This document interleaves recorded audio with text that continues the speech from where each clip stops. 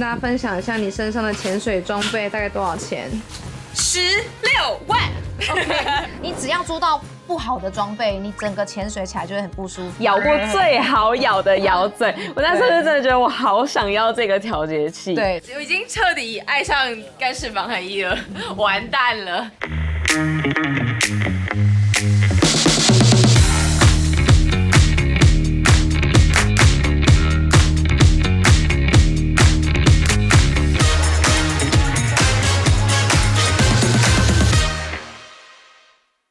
嗨，大家好，我是舍令，我是 Cynthia， 就跟大家说3不时就会见到我吧，因为这支影片呢，其实是我们在拆伙前就已经决定好要拍的，那就是介绍我们的水肺装备。那像我这么爱推坑的人呢，这种影片就是必须来把它拍完。没错，就是要来说服大家花钱的，不只是旅行，从创频道以来，其实我们拍过超级多推坑影片，从登山，对，登山，然后之前有拍过，然后有各种旅行的，就是没有拍过水肺。那原因很简单，就是因为我们一直以来其实都是用租的，跟很多人一样，因为实在是太贵了。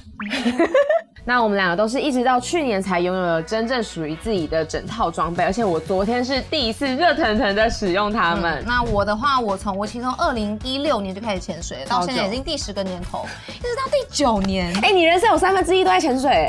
真的哎，好夸张哦！潜水装备要不要购买，真的是一个大家会考虑非常久的事情啊。所以我也是到这样子，一直到第9年才拥有自己的装备。我们两个都是从一开始都只有潜水表而已。对，潜水表就是这个Garmin的手表，之前介绍过的。因为我们刚开始真的都是想说，这么少用，1年用个1-2次，然后又很占空间又不便宜，就是一直没有办法横下现在做这个决定。但随着潜水经验越来越多之后呢，还是觉得好像还是要有一套自己的装备比较舒服。对，所以一直在去年我们终于在台北的海巴潜水一次补齐了我们所有的装备，现在目前都在这边了。那我相信大家在买潜水装备之前呢，都会有一个问题，就是我真的有需要拥有一整套的水肺潜水装备吗？所以这支影片我们就是来分享，我们觉得拥有了自己的水肺装备之后有什么样很大的好处，那什么样的人适合购买。那后半段就会跟大家分享你们看到这些全部的装备分别是什么，然后我们为什么喜欢这些东西。我们就开始吧。好，接电影片来呢。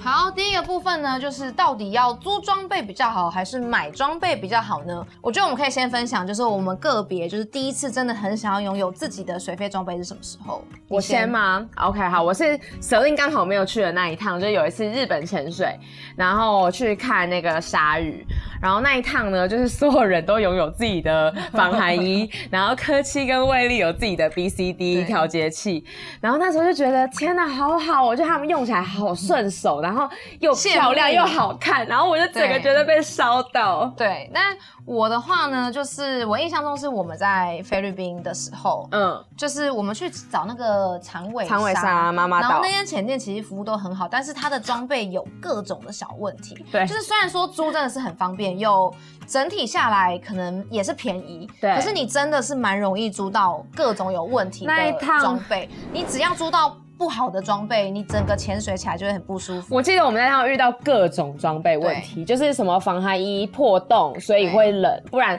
我觉得最严重是那个我们4个人嘛，对，每个人都有问题，对，我们就直接讲容易遇到什么问题，比方说面镜，对，会很容易遇到不合脸型，然后就会疯狂进水或者是起雾。对，那我觉得那趟我遇到最大的问题就是我的咬嘴，就是这个2级头的这个咬嘴啊，极度难咬。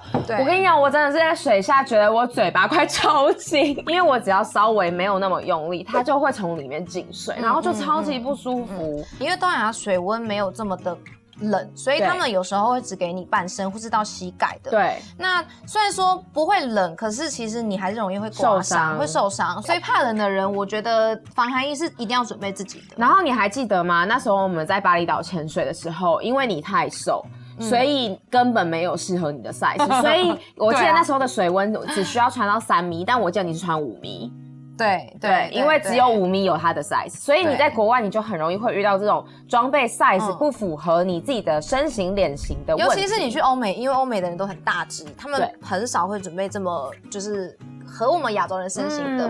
然后再来就是蛙鞋的话，很容易参差不齐啦。你要嘛做到那种很重又很难踢，动力很不够的，还有很丑，尤其是我跟你讲，如果你跟我一样很讨厌粉红色的话，我跟你讲哦，我真的很常没有得选，就是只能踢粉红色的蛙鞋，我就会觉得天哪，我好丑，我好痛。对，但我觉得这件事情就是我为什么可以前面可以忍9年，就是因为可能我之前都是比较多，就是去一个地方可能去宿务，但我其中2天潜水，有时候那种不舒服你忍一下就过去了。对。但是我印象中，我那时候去斯米兰群岛潜水也是3天的船宿嘛，我就是租到不好的调节器，1天2天你那个嘴巴奶油就算了，就是很酸。可是我3天也是9潜10潜，然后我到最后就觉得超级不爽。我是在那一趟下定决心，我一定要有自己的潜水装备。而且我们目前还只有到3天而已，之后我们可能会有5、6、7、8天，越来越远、越来越厉害的地方，就是会更长。对，就是我觉得，就是当你潜水的支数累积的越来越多，你就会开始想要挑战越来越难的潜点，像我们开始去一些洞潜啊，或是去一些流比较长的地方。那这时候装备的好坏就会大幅的影响你的潜水表现，所以通常潜越久的人就会越来越想要拥有自己的整套装备。没错，所以接下来大家可能会问说，所以那到底是潜多久，或是我是不是要至少潜个50支、100支，我才就是有没有一个特定的时间点很适合买的？没有，我觉得真的是看你的行程安排。那像我的话，我是一直到20几支，就是我其实是到去年帛琉，我才有真正觉得我在水下是很 relax 的。就是我觉得这个非常的因人而异，跟你的行程安排，还有你的那个金钱能力。前面当然一开始都用租的，因为你还不确定你喜不喜欢这个东西，你也对这个潜水这个活动没有那么的了解，你不知道你腿有没有力。然后你不知道你自己到底多怕冷，对，然后你不知道你自己中性浮力到底要怎么样才是最适合你的状态。我们会建议一开始都先用租的，但一旦你开始觉得，我真的很喜欢这个运动，然后你开始像我们一样，就是想要安排一些3、5天专门为潜水而出发的旅行的时候，我们就觉得差不多是时候可以买了。大概就是这样，但是记得不是说你5月要出发，4月再买哦，因为我们这些讲到的东西很多都要提前预定，所以我们的建议是在你的潜旅之前的3个月，你就要开始去准备你的装备，你才可以真的准备到完全你喜欢的。对。接下来我们会跟大家分享我们面前这些装备呢，就是他们是多少钱，然后他们如何改变了我们的潜水的人生。对，那先说我们接下来要介绍的几样东西呢，真的价格都有点偏高，因为我们自己对于户外用品的想法是习惯是多年累积下来的经验。对，我们2个习惯直接公中上，我们不会去买那种就是便宜的，但是你用了几次就坏掉耗损，你换新的，然后再坏掉再耗损再换新的。我跟你说，你这样子真的很浪费，因为你会看到你的朋友用很好的，然后你最后就想要买跟他一样。像我上次才第一次看他穿这个背囊，说我也要有一个背囊式。对，就直接买好，那你就是早买早享受，但是就是口袋要先准备好这个足够的钱啦，要量力而为。我们所有推坑影片都要告诫大家量力而为，不是我们买什么买多少钱你就要跟着照买。没错，但是这些东西真的还不错，所以可以考虑一下。我们到底一直要打自己的脸多少次？好，马上开始。首先呢，我们就从单价最高的 BCD 开始。会不会吓到大家的第一个装备？先讲这个应该是最贵的了，后面会越来越便宜。对，那我的 BCD 呢是这个 Acre 的背囊式 BCD， 价格是25000台币左右。对，那我的这个大概是快要它的2倍，叫做 Halcyon 这个品牌，那它就是潜水界的爱马仕。对，那它本身呢就很贵，它本身就要44400块，然后再加上因为它是有非常非常多细节可以去定制化的，那定制化的价格是再加4320块，所以就差不多是5万块。那Halcyon的话，它其实算是背囊式 BCD 的始祖，对，所以算是很多人会第一个选择这个牌子啦。对，我们2个都是这种背囊式 BCD 嘛，就是它后面长得像甜甜圈的，大家会比较不熟悉，是因为其实大部分在租装备或是我们一开始在学潜水的时候，都是使用背心式的 BCD。对，那关于背囊式跟背心式有什么不同呢？我觉得我们现在直接请一个专业的来，我们开外挂，肯定最厉害的潜水教练，不派。通常初学者会建议他先用夹克式的 BCD 的原因是因为气囊在左右两边的关系，它比较容易平衡，OK 吗？那它控制上会比较容易得心应手，比较容易上手。那如果你玩了一阵子了，那你的状况比较好，那身体控制也比较好的情况下的话，背囊式的话，因为它气囊在你的后面 ，OK 吗？那你的舒适度感觉会更好。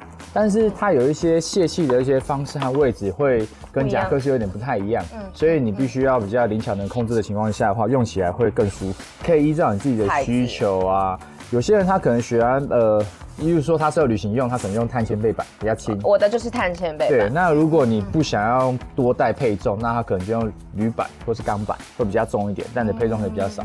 所以就是取决于你的需求来配置你自己的装备这样。但以你们来讲的话，因为你们通常是国外旅行会比较多，那碳纤背板对你来讲就很适合，因为你的心理公斤数至少可以少个1公斤。OK， 我会建议，如果你有预算的情况下的话，可以第一件你可以先买夹克式 BCD， 可以买就是潜水的中大品牌，可能大概2万多块应该就可以有一个，例如说 Aqualung 啊、Tusa 啊等等的，它都算是比较好的就是选项。夹克式通常会比较笨重一些，但夹克式也有旅行式的，所以你也可以看你的需求做一下你自己比较适合的选项。旅行式就是比较轻便，但它会有什么问题吗？它很多零件啊，或是直接它比较简化，所以它比较不耐用。比较不耐用哦。OK， 我觉得最大的差异就是比较不耐用。但是我觉得耐不耐用是一个蛮需要考虑的问题耶，因为这个东西买下去就不便宜，如果不耐用一下就坏掉，那就所以这时候你就很需要这个牌子。好深。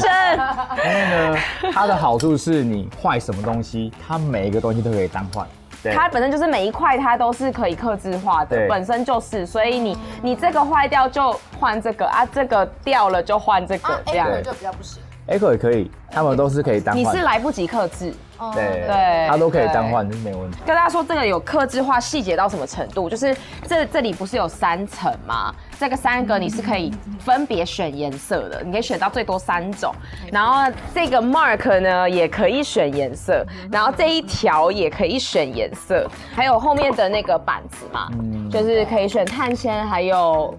就是钢板、铝板，对，它是有那个网站，就是你可以直接去配色看它长什么样子的，最后会长什么样？对，好的，满意，谢谢普派，谢谢普派。好，对，这个场地是在垦丁的深呼吸水拍的，没错，是我们在垦丁的据点，没错，自己说是据点，没有问过人家的意见，没事。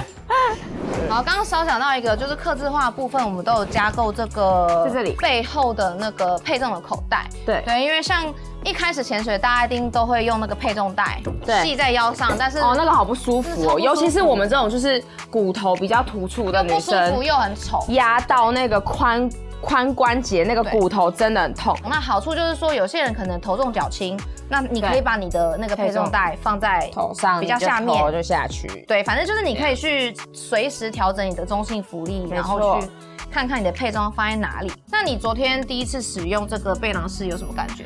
我必须说，因为它跟以往的潜水的配备都不一样嘛，所以我确实是花了一些时间来适应它。我昨天下2潜，然后我第1潜的时候，真的觉得我东倒西歪，就是背囊式啊，它里面会有一个气流的流动，气流到这边的时候，你这边就会沉下去，气流到这边的时候，你这边就会沉下去，所以你需要把自己的身体搬回来。但是到了第2潜之后，我去调整我的配重，然后去熟悉怎么样更好的平游，我真的觉得它的存在感非常的低。因为背心式你就会觉得自己被动来动去，对，动来动去被包裹住，所以我觉得差别是在真的会觉得它跟你融为一体的感觉。我第一次使用我的背囊式是我们去年在帛琉的时候，那时候不是潜3天嘛，蛮明显的感觉，第1天、第2天就是还在跟它熟悉，但到第3天之后，你真的跟它融为一体，翻什么也很好翻，对不对？我那时候记得你很爱翻，我请你帮我拍一个翻，你要是如果是背心式，你可能早就松脱了。对，那我觉得用背囊式就有一种感觉背着一个登山包，它很贴身的感觉。那至于说要Hausen还是 Acre 的话，就是我觉得看大家的预算，2个都不错。对，那如果你都要客制化的话呢，就真的是要提前好几个月。对，好像3个月吧。对，那你就可以选择你想要的配色。好，那调节器的部分呢，我们2个刚好选到同样的牌子的调节器，叫做 Apex。对，然后我们2个是只有颜色不同，备用的2级头的颜色是一样的。对，我的是灰色，然后我的是一个湖水绿。你那时候是不是想要买白色。我其实想要白色或是灰色，但是就是没有了。但是我就选择了一个至少跟我的那个 BCD 就是比较搭的大地色系，蛮好看的。这个调节器的价格是原价是37500，其实也算是偏高的价格。对，调节器它其实可以有的 range 其实蛮大，我记得1万多出头也有，然后3、4万到很高端的也有。对，但是我们会选这一款主要有几个原因，第一个是我们觉得它用起来真的蛮舒服的。对，因为我非常有感，是我们去年去帛琉的时候，刚好那家前店就是提供 Apex 的调节器，然后我真的觉得那是我潜水生涯咬过最好咬的咬嘴，我那时候就真的觉得我好想要这个调节器。对，然后还有另外一个原因，就是因为它很轻巧，就是当时我们在海拔挑选的时候，它是有给我拿不同的调节器，然后有的真的好重，但像我们女生嘛，然后我们又习惯是会带出国潜水，有重量上的考量，所以这个就变成是一个非常适合我们的选项。再来就是它比起就是一些初阶的调节器，还可以再适应更极端水温，比方说我们真的有一天想要去冰下潜水，之类的，就是有些不行。对，那前店的老板是说这一款算是属于季潜的初阶的调节器。那对于休闲潜水，你要去到很多地方都很够。那如果我们未来想要玩季潜的话，还算堪用，所以我觉得目前算是蛮适合我们的选择。那再来有一个加分项，就是这个 Apex Ultra 是第一个环保型的调节器，它是使用回收材质跟生物塑料制成的，而且它是在太阳能的工厂去加工制造。所以如果你跟我们一样是比较爱护环保环境的人的话，我觉得你也可以多多支持像这样子的品牌。没错，目前我们用了都觉得很喜欢，很喜欢。讲到调节，我想到有一些人啊，如果你目前觉得你还没有想要买几万块的调节器，你可以去单买那个摇嘴。对啦，因为问题是出在那个摇嘴啦。那次日本的时候，就是我去闻那个科七的那个。去闻不是啦，装好气瓶之后，然后去弄那个，不是要闻那个气有没有问题吗？然后会臭臭的这样。对，因为它可能没有洗干净。对啦，对，所以它的空气就是非常的清新干净。然后我的就有一点点怪味，也没有很严重，就是有一点点怪味。我鼻子不好，我都闻不出来。但是在没有比较之前，其实我也不知道那是怪味。反正我就那一次被烧到，我就觉得干，可惜有的我都好想要。那调节器上有一个东西是我有 Cynthia 没有的，是这个Garmin 的 T2 发射器。它主要的作用是你装上去之后呢，你可以直接连上我的 Garmin 手表 MK3i， 那我可以直接在手表上监控我的产压。这对于一般休闲者潜水来说，算是可有可无，有了蛮爽，但是没关系的东西。但通常如果你是什么导潜或是教练的话，如果有的话，就是如果你有3个这种发射器，你就装在3个气瓶上面，那你就不用再问你的学生目前的产压是多少了。对，再补充一点，如果你真的拥有自己的水肺装备，就是尤其是 BCD 跟调节器啊，你真的要很用心的爱护它。因为通常就是我觉得租装备有个好处就是你丢着它会帮你洗。对啦，但是如果是你自己的装备，你全部都要花时间好好耐心的去清洗它每一个角落，然后包括就是你要去按压它的钮去清洗它，就是真的会比较费时。就是当别人已经上岸，然后去冲热水澡的时候，你还在洗装备，然后还有晾晒装备也是需要时间，就是这个是会带来一点点小小的困扰的部分。我们现在结束潜水的时候啊，第一个你要做的事是这个盖子，你要把它吹干。所以吹干的话就开气瓶，然后吹干之后再把它盖起来，这样才不会有脏东西跑到一起头里面。OK 吗？有啦，这个学潜水的时候应该有教过。好，这是最基本的嘛，对不对？然后再来就是你在洗装备的时候，因为你有这么好的装备，你要好好爱惜你自己的装备。所以假设我装备已经卸下来的情况下，你在洗它的时候怎么洗？淡水先冲里面，然后水就从里面出来。但在冲的过程中呢，麻烦你不要按排水按钮。不然水就会经过2级头到1级头里面，可能它就会被污染，那你可能需要再保养 ，OK 吗？然后还有一个最重要的，大家很容易忘掉一个细节，就是这边冲淡水的时候，你这个开口这边可以稍微冲淡水的时候动一下，不然有时候你都没有动它，那它可能就卡死，它就再也搬不动。接下来是进入防寒衣的部分。首先，我觉得我先来，我这件真的很厉害，你就是整个一直很想秀这件，他直接穿，我直接整套直接穿着讲头。大家相信吗？这是防寒衣，我真的傻眼。没错，而且很好看。大家就想说，就是怎么可能穿着平口潜水嘛？对，那其实就是像这样子做2段式的，所以你外套穿上去。我跟你说超级好看。对，但我必须说 Mobis 真的是，只要潜水的人提到，就知道它很贵，就有点像是 Heltion 就是潜水爱马仕BCD 界的爱马仕，那 Mobis 应该就是防寒衣界的爱马仕。自己给他这下一，件要多少啊？48000。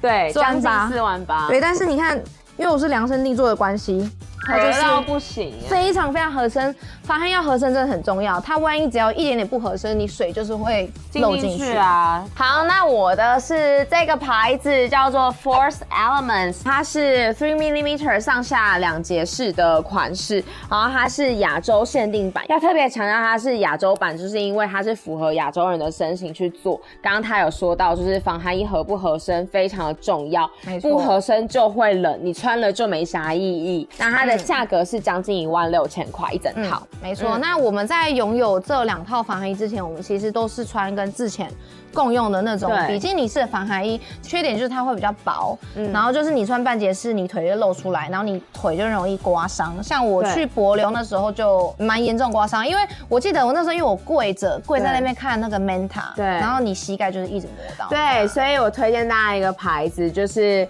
Diving Mace 潜行迷宫，因为它的半截式防寒衣它是有在附一个袜套的，所以我帛琉整趟都是有穿着袜套，因为我们太多需要跪在沙地等待 Manta 等待其他鱼群的，或是进沉船对，进沉船的前点，所以加上袜套除了保暖之外，也是防止你的受伤的几率。建议如果你之后会潜的地方比较多元的地方，我觉得还是可以有一件自己的水肺的防寒衣。对，然后我再稍微细讲一下我这件，因为它真的很多细节，我的也还有。对，像 Mobis 呢，它其实算是它所有的款式都是客制化的。我这件就是休闲潜水，穿起来超级好看。那还有其他的款式，像是它拉链会做的特别长，就很好穿脱。它有几种不同的款式，然后你再根据这些款式再去量身定做。然后它也有一些就是比较厚之外，里面是内刷毛的，对，所以你可以根据你的需求去做出适合你的防寒衣。像我这件就除了款式之外，就是外套的颜色、里面的颜色，然后这片的颜色都是可以自己选择。然后跟那个 Heltion 一样，就是你有一个网站上，你可以直接从网站上去看到你想象中的搭配会变成什么样子。对，但是我觉得那里面很好笑，你说你量这个量身定制量了多久？1个小时，超夸张，就是因为就想说3围就量一下，没有哦，他量了30几个纬度，而且我印象中很深刻是，大家不是量肩宽吗？对，我看到那个，然后你就是这样，他要量是肩宽，对，他说来哦，手帮我张开45度哦，他这样要再量一次，因为我跟你说日本的品牌就是这样子。然后他们就是量了很多什么，从头顶然后穿过你的胯下，再到你的脖子，就是很多。他们就真的不是只有身高体重3围这样。没错，所以是真的很精细，所以我觉得会这么贵，真的是有它的道理。对，但是就是你就要一直维持身材不变。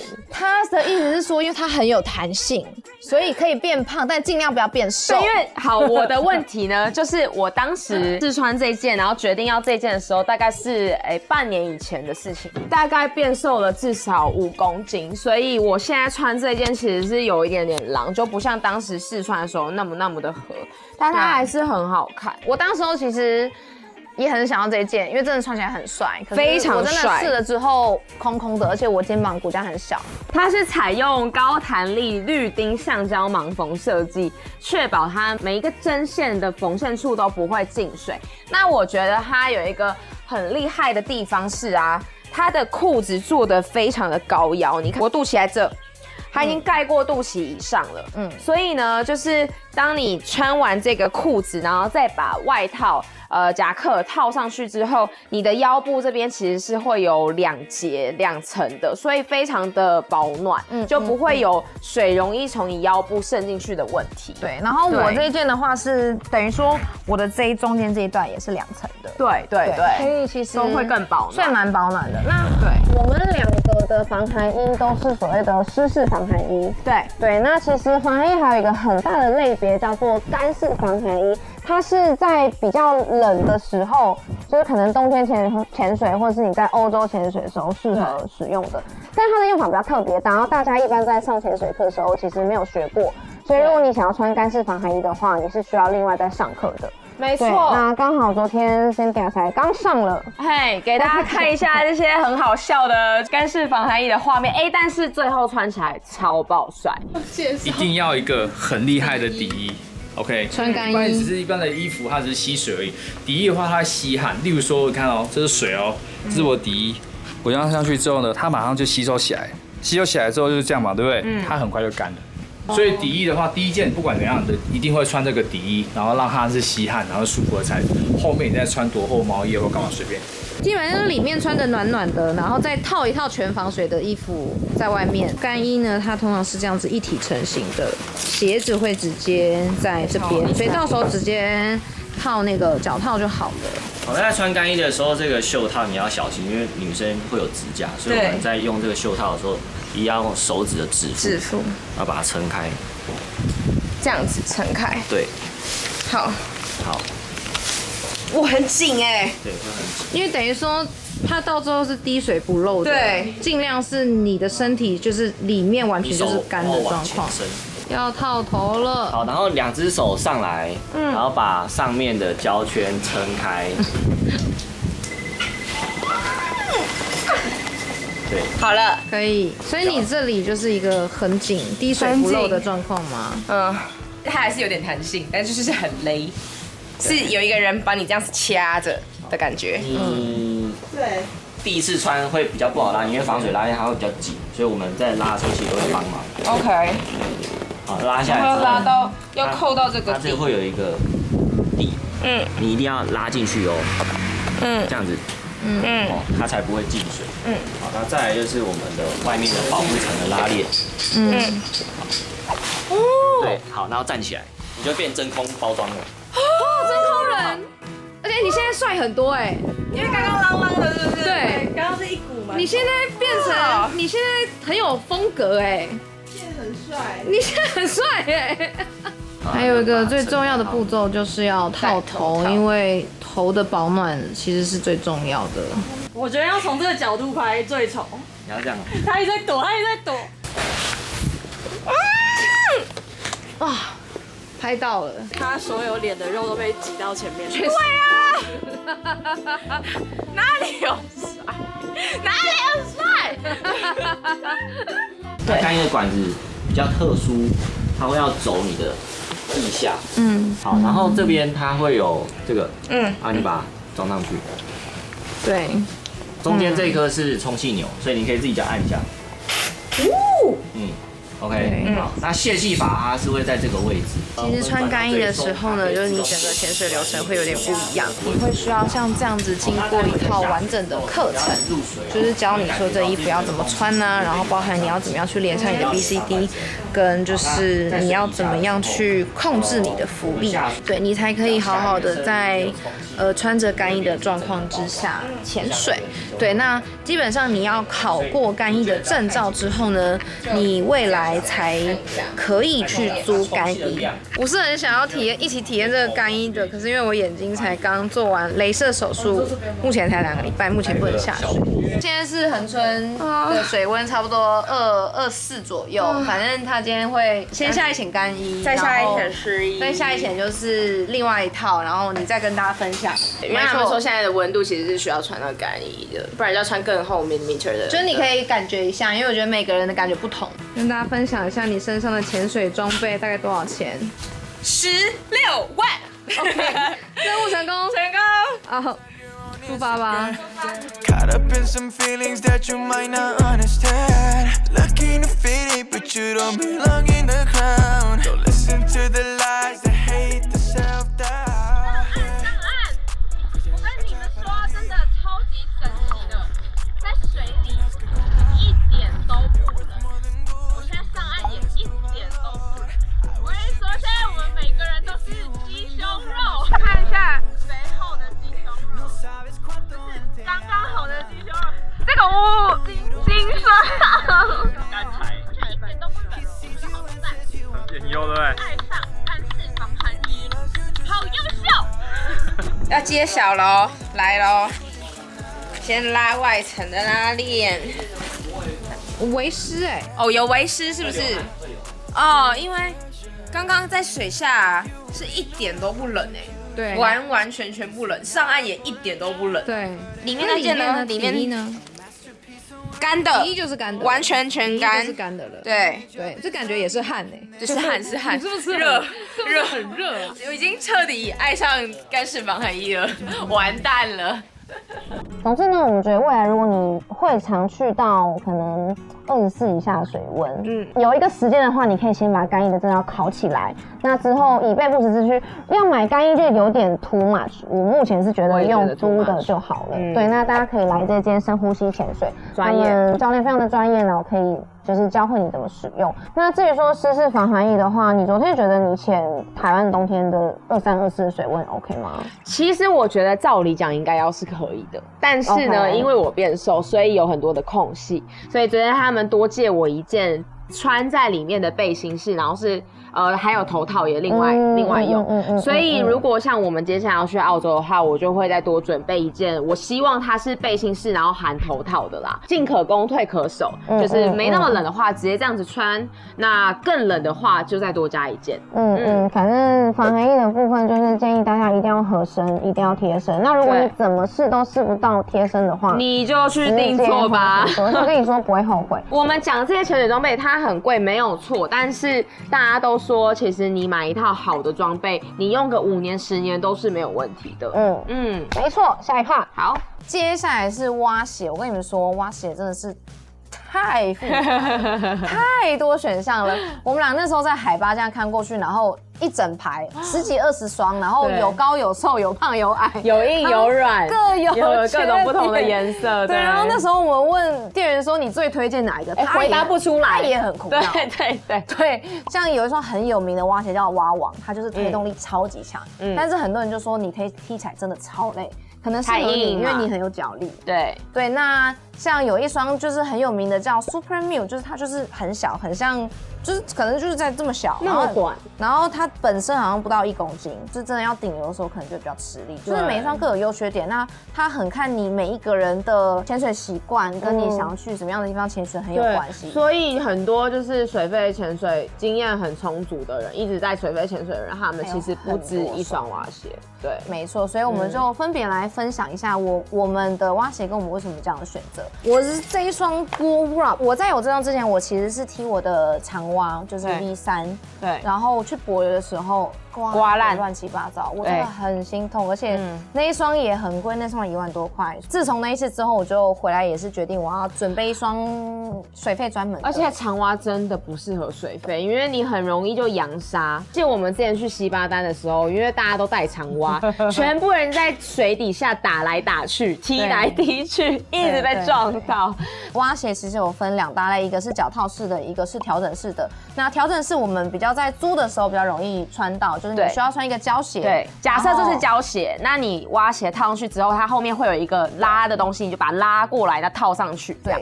对，它的 size 就比较没有分的那么细，所以大部分租会租到这一种。对，那另外一种是脚套式，就像这种一样，就是你直接脚伸进去好。那有人你可以选择你要不要穿袜套都可以。对，那我们都是想说，我们出门就不想再多带一双胶鞋了。胶鞋那么大一个，我们都选择脚套式的。那我这个 Bull Rub 呢，它是全橡胶的，所以动力是不错，而且它就是耐用耐刮。那像这个牌子，它还有更长的，就是 Barracuda。就是长得就是很像之前的长蛙了，对，然后它的推进力就是特别强，对，然后还有另外刚刚有讲到的那个 Super Mew 短短的，就是携带方便。那我觉得我这一双它就是介于这中间，对，就是推进力也 OK， 但是携带上它还是可以放进行李箱，所以我就选择做这个。然后当时候原本也是想说，大家选轻的就好，然后那时候导潜就说你未来想不想看那个锤头伤？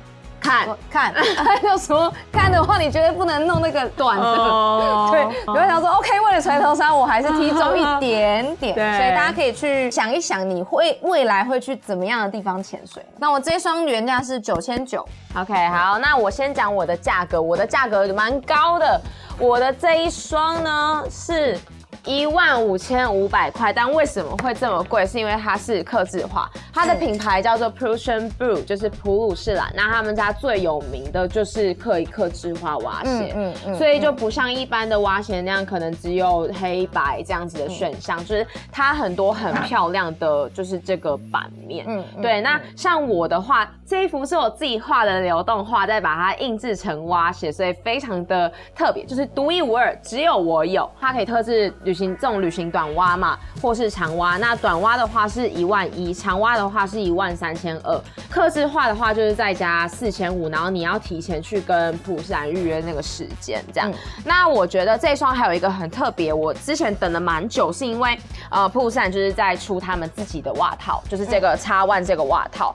然后呢，我昨天第一次踢它，我真的觉得它是我踢过，就是它是我穿过最舒适的这个袜套。对，而且它很好穿脱，因为你看它这边啊，它这边是有一个孔。对，所以它很好拉。因为我之前会遇到一个很大的问题，就是我总是套不进去。那再加上呢，它这里面的空间其实是还蛮适合我的脚型。然后再加上它本身的柔软度、弹性度是很好，包覆性也很好。那当你包覆性越来越好的时候，你的传导的那个效率就会更好，你踢起来就会更有动力。对。那如果你觉得你的脚背前缘这边有一点点空的话，它其实是还有一个内衬垫可以再加购的。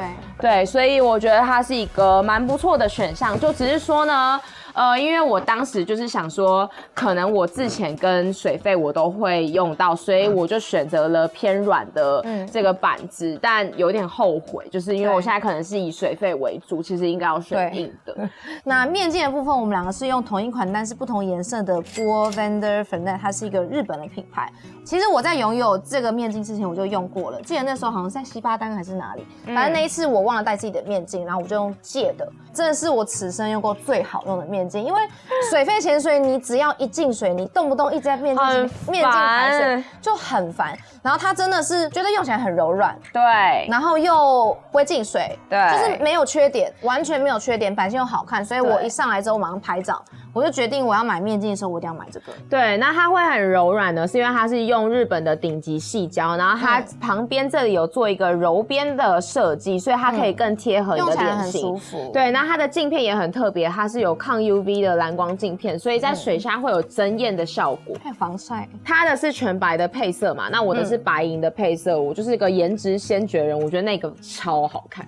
就是虽然说它很贵，它要5700，但我就还是买了。对，那我觉得还有一个优点是说，像我觉得面镜好像比较少在分男女款，对，但是这个就是我们的是 Vander Fernet 嘛，它是专为东方女生设计的小脸版。对，然后你是男生的话，你可以买它的就是 Vander 就一般的 Vander，很推荐这款面镜，真的很好用。但是我觉得不管我们说怎么好用，面镜这东西你要自己去试戴，没错，看看吸上去之后，你的面镜可不可以维持在脸上才是最重要。那重要。以前呢，我们也是自潜水肺共用。对，但是其实因为自潜的，因为它是低容积嘛，所以其实它你能够看出去的视野会比较小。对，所以后来还是觉得自潜跟水肺的东西分开。好，接下来是手电筒的部分，这个东西我们觉得是必买啦，因为租的很不划算。对啊，其实一个就几千块，你的多少钱？我的1900。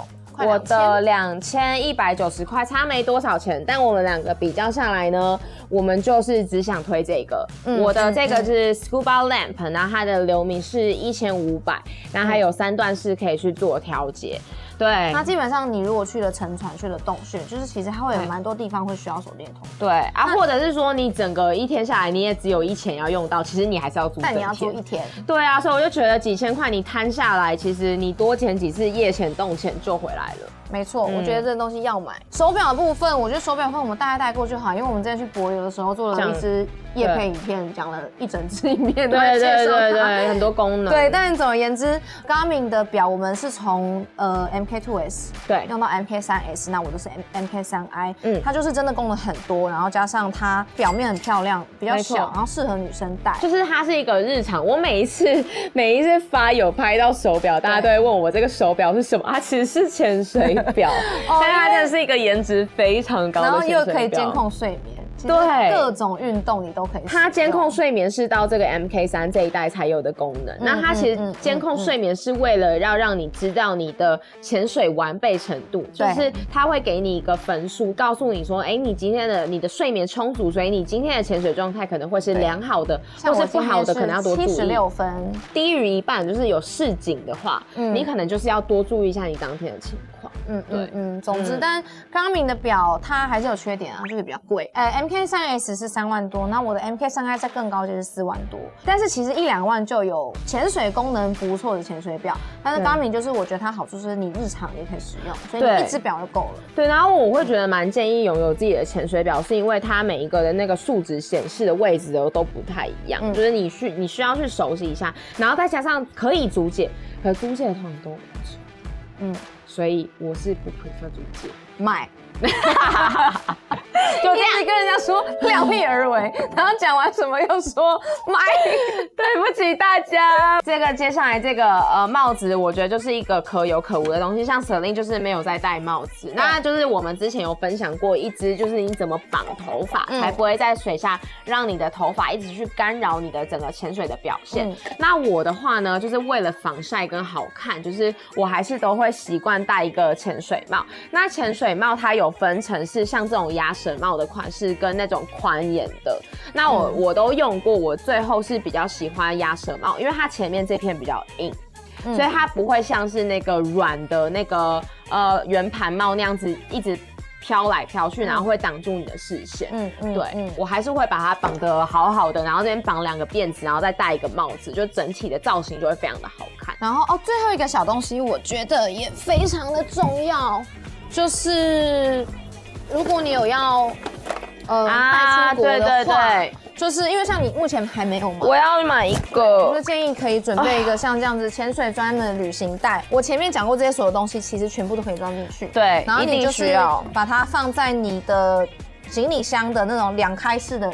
对，2边式的其中一边。对，很多人会问要怎么带那个水肺装备出国。那我们问过蛮多人，大家都是建议你是选用大 size， 就是28寸以上的行李箱，然后是55开的，也就是一半就是专门放潜水装备，另外一半就是放你的个人用品。所以其实没有大家想象中的这么难带。对，因为这些都可以再把它折一折，然后整个包起来。没错，所以这个就是我们在这里还少一个，还有一个因为挂在后面忘记了。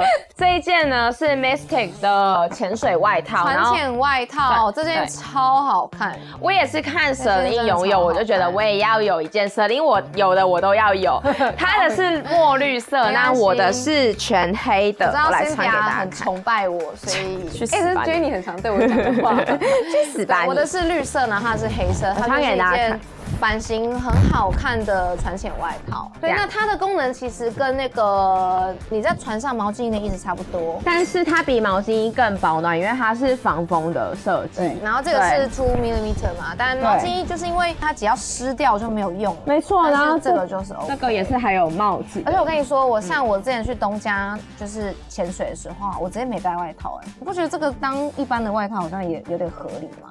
对我是不会的。对我来说，那个小海岛上啊，对，海岛一件这个就够了，反正你也很早穿，长得就很像帽 T 啊。有时候我觉得就是如果行李有点放不下，我就直接穿在身上。这件是5500，对，我之前办过一次团购，多少钱啊？人家说团购4000多，4400。我也来办个团购好，因为这些东西其实你要一次买，真的会蛮贵的。对，所以跟大家分享，就是我们觉得如果你想要一件一件买的话，顺序应该是什么？对，我们觉得第一件要买的就是这2个，我就可以一起。对，面镜跟防水表对，潜水表，对不起。对，因为电脑表真的是你每一次都一定会用到的东西，而且你最好是可以知道你每一次的潜水状况，然后留一个记录是最好的。对，那再来的话呢，我们觉得是手电筒，因为它也不贵，然后小小的好携带，租个几次就回本，所以我觉得这个也是 OK 啊。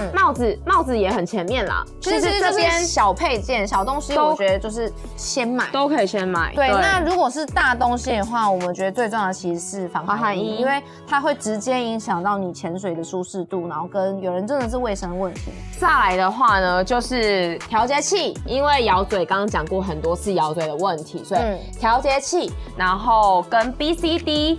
对，但这2个东西就是你真的要非常有预算，你再去买，就是不要乱买。再来才是蛙鞋，因为蛙鞋我觉得前面你多多少少你用租的或是用之前共用都还可以接受。对，接下来进入整个的认真的最后一 part， 就是我们来讲售后服务，也是我们觉得其实非常重要的一个环节。因为虽然说这些东西你在网络上都买得到，但是我们其实还是觉得找一间专业然后服务又好的装备店，还有你可以试穿，对，是一件非常非常重要的事情。对，因为像假设你买了一个背囊式 BCD， 你网络上买你要怎么调？对啊，不会调。所以我们当时也是考量到自己网络上买也不知道怎么用，然后也没有人可以推荐我们适合我们的东西，所以我们最后才选择都直接在台北的海巴潜水来挑选我们的装备。对，那我觉得呢，就像跟之前登山装备我好像也有讲过吧，就是我觉得挑选那个装备店啊，你要去看这个店员本身有没有在从事这个活动。确实，这个差非常多哦。确实，因为像我也去过那种登山店啊，就是店员他就只是一个销售店员，他其实只会告诉你说，哦，我这个卖的比较好，或者这个多少钱，就是他只会从很基本层面的东西去跟你推销。可是如果他真的本身有在从事这个活动的话，基本上他们店里面很多东西他都用过，帮你分析说这个的优点是什么，缺点是什么，你适合哪一个款式。对，这个我觉得差非常非常多。那海巴还有一个优点是，就是海巴的老板就是其实是台湾技潜界非常厉害的，对。然后他其实本身都有修这些东西的能力的执照，就是你其实需要跟原厂考维修的证照的。对。所以等于说你东西有问题，他不用再帮你寄到一个什么地方，你要等超级久。就是你把你的东西送回去暗潮或者是海巴，他可以直接帮你处理。对，那你的潜店也可以直接帮你做保养，就不用花很多时间在那边送来送去的。所以我们觉得海巴潜店真的是一个买装备不错的选择。没错。然后刚才有讲到一点，就是有些人可能会想说，我买了，然后再去给我的教练调。千万别，因为但是如果你在网络上买，就会有这个问题，因为你自己不知道怎么调，然后你就在潜水的时候才跟教练说，可以帮我调。因为其实老实说，这都是大家的时间。对啊。那如果你是跟你的教练买，那你的教练一定大家都会多少赚一笔。对，那教练就会很 OK 帮你做这件事情。所以如果你不是去装备店买的话，你也可以就是去你喜欢的潜店，你很信任的教练，对。然后你如果觉得你在这边租借的装备，你觉得很棒、很适合你的话，你就直接请教练帮你订购。没错。所以总而言之，我们建议大家装备不要从网络上乱买，要么去海巴。要么就是跟你信任的教练，我觉得都不错。分享了非常多资讯给大家，然后希望大家对大家来说是有帮助的。然后我们其实我们很快1个月过后就要带着我们这些东西去澳洲。没错，那就先这样。喜欢影片的话，帮我一个喜欢，然后把影片分享给你所有潜水的朋友，然后可以留言告诉我这些东西你听完之后你最想要买。没错，你最被烧到哪一个？有没有想要双 C 开潜水装备的？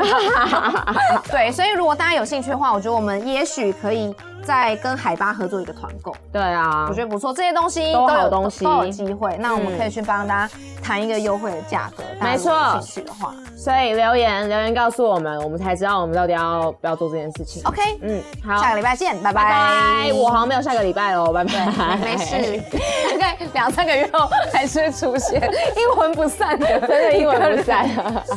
虎派跟大家分享一下，拥有一双好的蛙鞋可以有什么好处呢？你可以踢起来比较轻松，然后也比较有力。跟大家讲一下在马尔地夫发生了什么事情。可以去体验看看他那边金沙的 tour， 就是你跳下水的时候大概会有200个人，过了5分钟之后大概是剩下大概5到10个人。没错，再过10分钟之后，可能就剩下穿短袜、探险短袜的人。对，完全是这个路数。而且我记得那时候我们在马尔地夫的时候，那个船家不是超雷吗？对，他帮大家准备错尺寸的蛙鞋，没有人有蛙鞋，只有我们2个有蛙鞋，我2个有蛙鞋。所以出国还是要带自己的蛙鞋，因为你都人弄到那么远的地方了，然后因为装备上的问题，你就没有办法有一个很好的体验，就很可惜。